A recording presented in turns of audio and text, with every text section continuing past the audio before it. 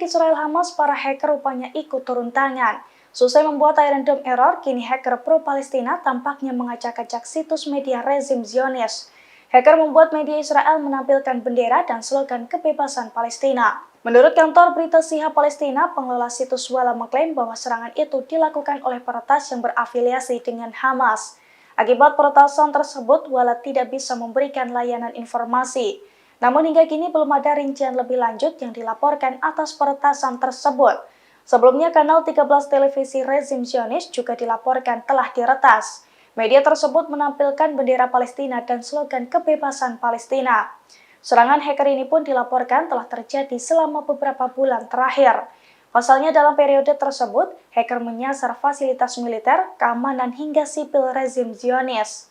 Bahkan kerusakan Iron Dome terakhir disebut-sebut juga ulah hacker. Errornya Iron Dome itu pun mengakibatkan rudal yang ditembakkan IDF ke rumah sakit Al-Shifa di Gaza berbalik arah menghantam Tel Aviv.